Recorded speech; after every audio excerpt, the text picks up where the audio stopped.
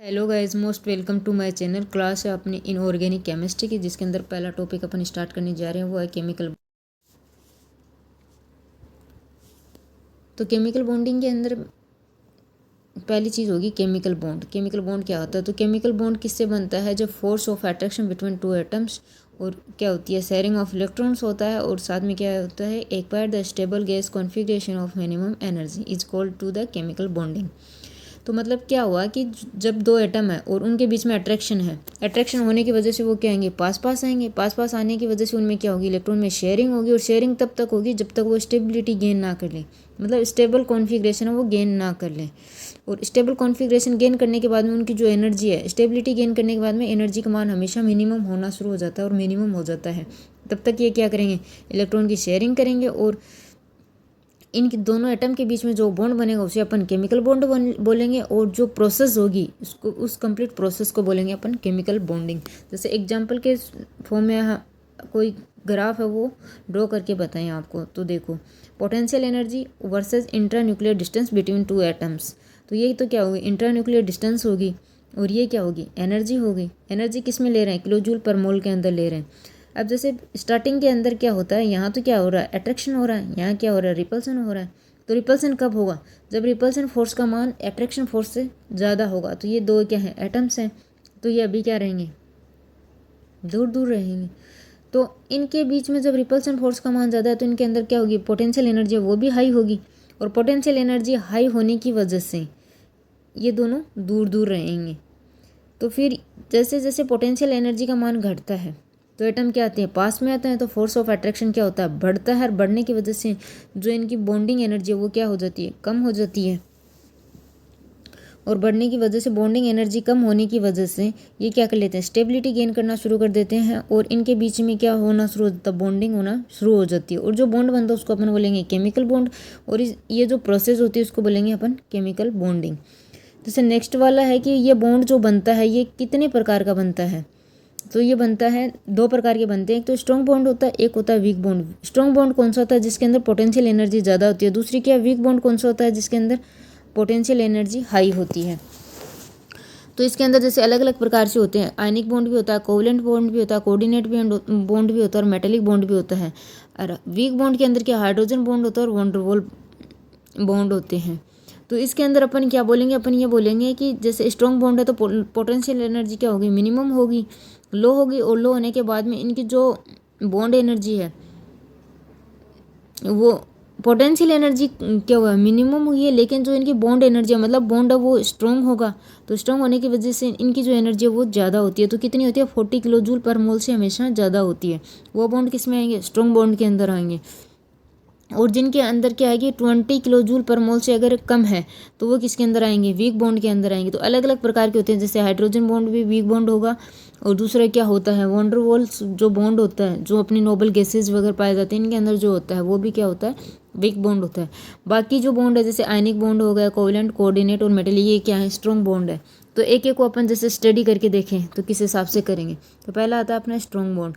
Strong bond क्या होता है, जिसके अंदर पोटेंशियल एनर्जी का मान है वो क्या हो, मिनिमम हो, और उनकी स्टेबिलिटी है वो क्या हो, हाई हो। तो स्टेबिलिटी हाई कब होगी, जब फोर्स ऑफ अट्रैक्शन का मान ज़्यादा होगा रिपल्सन की बजाय।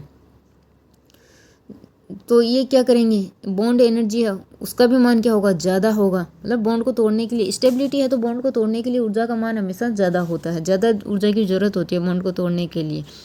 जितना ज़्यादा स्ट्रॉन्ग होगा बॉन्ड उतनी ज़्यादा एनर्जी रिक्वायर्ड होगी। तो इसके अंदर क्या है, 42 किलो जूल पर मोल से ज़्यादा है। नेक्स्ट है आयनिक बॉन्ड। आयनिक बॉन्ड के अंदर क्या होता है, एग्जाम्पल के फॉर्म में अगर देखना, आयनिक बॉन्ड, आयनिक बॉन्ड के अंदर होता है कि जो वैलेंस सेल होता है उनके अंदर क्या होता है, इलेक्ट्रॉन का ट्रांसफर होता है। तो क्या होता है, जैसे मेटल हो गई, नॉन मेटल हो गई, और दोनों के बीच में क्या होगा, हमेशा आयनिक बॉन्ड होगा। मेटल के ऊपर हमेशा क्या होता है, पॉजिटिव चार्ज होता है, नॉन मेटल के ऊपर हमेशा क्या होता है, नेगेटिव चार्ज होता है। तो जैसे सोडियम, सोडियम के ऊपर क्या हो गया, पॉजिटिव हो गया, नॉन मेटल है क्लोराइड, तो इसके ऊपर क्या हो गया, नेगेटिव हो गया। तो सोडियम और क्लोराइड के बीच में जो बॉन्ड बनेगा उसको अपन क्या बोलेंगे, आयनिक बॉन्ड बोलेंगे। और सोडियम क्या एक मेटल है, धातु है, तो इस पर पॉजिटिव और इस पर क्या होगा, नेगेटिव, और मिलने के बाद में क्या हो जाएगा, पॉजिटिव नेगेटिव न्यूट्रल हो जाएगा। इसी प्रकार से जैसे कैल्शियम के ऊपर पॉजिटिव है तो कैल्शियम क्या है, मेटल है, क्लोराइड क्या है, नॉन मेटल है, तो इस पर क्या नेगेटिव, और बना क्या रहे हैं, कैल्शियम क्लोराइड। तो इस प्रकार से इनके अंदर मोस्टली क्या होता है, इलेक्ट्रॉन का कंप्लीट ट्रांसफर होता है। और मेटल और नॉन मेटल के बीच में क्या होता है, ये बॉन्ड प्रेजेंट होता है। ठीक है, जैसे एक अपन ने ये पॉइंट कर रखा है कि लेटिश एनर्जी, तो लेटिश एनर्जी हमेशा स्मॉलेस्ट के सबसे ज़्यादा होती है। तो जैसे NaF, NaCl, NaBr और NaI है, तो इसके अंदर सबसे स्मॉलेस्ट कौन सा है? सोडियम तो क्या सब में सेम है। बात रही हेलोजन्स पे, तो फ्लोराइड, क्लोराइड, ब्रोमाइड और आयोडाइड, इनके अंदर सबसे छोटा कौन सा है? फ्लोरीन है। तो सबसे ज़्यादा किसकी होगी? फिर फ्लोरीन की होगी, फिर क्लोरीन की होगी, फिर ब्रोमीन की होगी और फिर आयोडीन की होगी। इस प्रकार से होगी। नेक्स्ट वाला है covalent bond. Covalent bond is the sharing of the electron between atom. Atom के बीच में क्या होता है? इलेक्ट्रॉन की शेयरिंग होती है। कैसे? जैसे ये नॉन मेटल, ये नॉन मेटल, ये क्या होगा? Non polar, non polar. तो जैसे H2 है, ये भी क्या है? नॉन पोलर होता है, और Cl2 है, ये भी क्या है? नॉन पोलर है, क्योंकि सेम एलिमेंट्स हैं। तो इनके अंदर क्या होगा? कोवलेंट बॉन्ड होगा। तो कोवलेंट बॉन्ड किन के अंदर होता है? नॉन मेटल के अंदर क्या कौन सा बॉन्ड होता है? कोवलेंट बॉन्ड होता है। और दो एटम के बीच में क्या होता है? इलेक्ट्रॉन की शेयरिंग होती है। जैसे इनके बीच में अगर बॉन्ड बन रखा है Cl2 के बीच में, तो एक तो क्या होगा? क्लोराइड, दोनों क्लोराइड के क्या क्या होंगे? एक एक इलेक्ट्रॉन होंगे। तो एक एक इलेक्ट्रॉन की शेयरिंग हो रही है। और इसके अंदर क्या हो रहा था? इसके अंदर कंप्लीट इलेक्ट्रॉन का ट्रांसफर हो रहा था वैलेंस सेल से। इसमें शेयरिंग हो रही है इलेक्ट्रॉन्स की। नेक्स्ट वाला है कोऑर्डिनेशन बॉन्ड। कोऑर्डिनेशन बॉन्ड है वो एक प्रकार का कोवलेंट बॉन्ड ही है, but in this the electron share by the single. इसके अंदर इसमें तो क्या दोनों की शेयरिंग हो रही है इलेक्ट्रॉन की, और इसके अंदर क्या होगा? सिंगल एटम है वो इलेक्ट्रॉन को शेयर करेगा। तो जो शेयर करेगा, एक के पास तो क्या होगा? डोनर होगा, और एक दूसरा क्या होगा? एक्सेप्टर होगा। ठीक है, एक क्या होगा? डोनर। जो देगा वो तो क्या डोनर का काम करेगा, और जो लेगा वो क्या होगा? एक्सेप्टर। जो एक्सेप्टर होता है उसको अपन क्या बोलते हैं? लुईस एसिड बोलते हैं। और जो देता है उसको क्या बोलते हैं? लुईस बेस बोलते हैं। जैसे BF3 प्लस में NH3 है, तो BF3 NH3 के अंदर क्या होगा? BF3 और NH3 आपस में रिएक्शन करेंगे। 6 इलेक्ट्रॉन है, तो क्या होगा? sp2 हाइब्रिडाइजेशन होगा इसके अंदर। तो NH3 है, तो ये NH3 इससे अटैच होगा। अटैच होने के बाद जैसे BH3 और NH3 आएगा, यहाँ पे H हो रहेगा, है ना। तो ये क्या अपने लोन पेयर इसको देगा। देने के कारण कौन सा बॉन्ड बनेगा? कोऑर्डिनेट बॉन्ड बनेगा। इसमें केवल क्या है? नाइट्रोजन ही अपना जो बॉन्ड लोन पेयर है वो दे रहा है। तो एक ही तरफ से जो दे रहा वो क्या होगा? लुईस बेस होगा। तो नाइट्रोजन तो किसका काम करेगा? NH3, ये तो लुईस बेस का काम करेगा। और BH3 है वो किसका काम करेगा? BF3 है वो किसका काम करेगा? वो करेगा लुईस एसिड का। तो इस प्रकार से BF3 NH3 बनता है। नेक्स्ट वाला है मेटेलिक बॉन्ड। मेटेलिक बॉन्ड किसके अंदर होता है? मेटल के अंदर जो बॉन्ड प्रेजेंट होता है उसको अपन क्या बोलते हैं? मेटेलिक बॉन्ड बनते हैं। मेटल पे क्या होता है? इलेक्ट्रोपॉजिटिव चार्ज होता है। तो इलेक्ट्रोपॉजिटिव चार्ज की वजह से ये दोनों बॉन्ड क्या होंगे? मेटेलिक बॉन्ड होंगे। दोनों के बीच में जो बॉन्ड होगा वो कौन सा होगा? मेटेलिक बॉन्ड होगा। तो इस प्रकार से वो अलग अलग बॉन्ड को अपन एक्सप्लेन कर सकते हैं। ये सारे बॉन्ड क्या हैं? स्ट्रॉन्ग बॉन्ड है। जैसे अपन ने यहाँ पढ़ाया था ionic bond, covalent bond, coordinate bond और मेटेलिक बॉन्ड। तो इस प्रकार से इनकी एनर्जी वो कितनी होती है? 40 किलोजूल पर मोल से ज़्यादा होती है। अब नेक्स्ट आता है कि Lewis octet rule. Lewis octet rule का मतलब क्या होता है? अपना ऑक्टेट है वो कंप्लीट करना। ऑक्टेट कंप्लीट करने का मीनिंग क्या होता है कि जो अपना 8 इलेक्ट्रॉन है वो वैलेंस सेल में कितने इलेक्ट्रॉन होने चाहिए? 8 इलेक्ट्रॉन होने चाहिए। तो जैसे ये है NH3, तो नाइट्रोजन के पास कितना है? कॉन्फ़िगरेशन क्या होता है? 1s2 2s2 2p3 होता है। हाइड्रोजन क्या होता है? 1s1 होता है। तो नाइट्रोजन के जो बाह्य जो वैलेंस सेल है उसके अंदर कितने इलेक्ट्रॉन है? 5 इलेक्ट्रॉन। 5 के साथ में 3 क्या जुड़ रखे हैं? अपने हाइड्रोजन जुड़ रखे हैं। जैसे ऊपर 2 दिखा रखे हैं, ये नाइट्रोजन के हैं। फिर एक एक के साथ इसने क्या कर रखी है? शेयरिंग कर रखी है। तो और एक एक इलेक्ट्रॉन किसने दिया? हाइड्रोजन ने दिया। तो कितने हो गए? 5 तो नाइट्रोजन के खुद के हो गए, प्लस में 3 क्या आ गए? हाइड्रोजन के आ गए। 3 हाइड्रोजन के आने की वजह से टोटल कितने हो गए? 8 इलेक्ट्रॉन हो गए।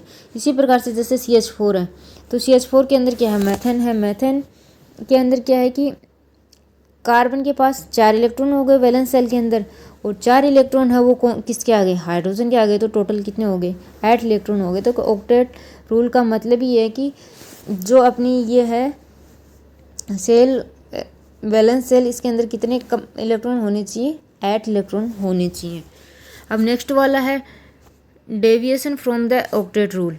तो अपन ये बोल सकते हैं कि जितनी भी स्पीसीज है वो सभी ऑक्टेट रूल को फॉलो नहीं कर सकती हैं। कुछ हैं वो करती हैं, कुछ नहीं करती हैं। जो नहीं करती हैं, अगर कब नहीं करेगी? जब या तो उनके वैलेंस शेल के अंदर 8 इलेक्ट्रॉन से कम इलेक्ट्रॉन हो या फिर उससे क्या हो, ज़्यादा इलेक्ट्रॉन हो, तब नहीं करेगी। तो कम इलेक्ट्रॉन होंगे तो उसको अपन बोलेंगे हाइपोवैलेंट स्पीसीज, और अगर ज़्यादा इलेक्ट्रॉन होंगे तो उसको अपन क्या बोलेंगे, हाइपरवैलेंस स्पीसीज।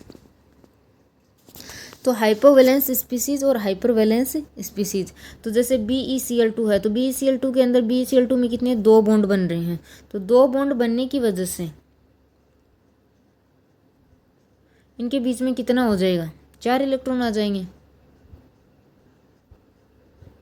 2 इसके 2 इसके, तो ये 4 इलेक्ट्रॉन आ जाएंगे। तो इसके अंदर कितना हो जाएगा, ये 4 इलेक्ट्रॉन 8 इलेक्ट्रॉन नहीं है, तो ये भी क्या हुआ, ऑक्टेट कंप्लीट नहीं हुआ। नेक्स्ट वाला है BCl3, तो इसके अंदर भी क्या है, ये ऑक्टेट रूल को कंप्लीट नहीं करता है, तो इसके अंदर भी 6 इलेक्ट्रॉन होंगे, तो 8 इलेक्ट्रॉन नहीं है, तो ये भी, तो ये क्या आ गया, हाइपोवैलेंट स्पीसीज हो गया। दूसरा है ऑक्टेट एक्सपेंशन, तो इनको तो अपन क्या बोलेंगे, इनकम्प्लीट ऑक्टेट। दूसरा था ऑक्टेट एक्सपेंशन, तो इसके अंदर क्या होता है कि 8 इलेक्ट्रॉन से ज़्यादा इलेक्ट्रॉन होंगे। जैसे PCl5 है, तो PCl5 के साथ फॉस्फोरस से कितने बॉन्ड बना रखे हैं, 5 बॉन्ड बना रखे हैं, तो 5 बॉन्ड बनाने की वजह से इसमें इलेक्ट्रॉन कितने हो जाएंगे, 10 इलेक्ट्रॉन हो जाएंगे।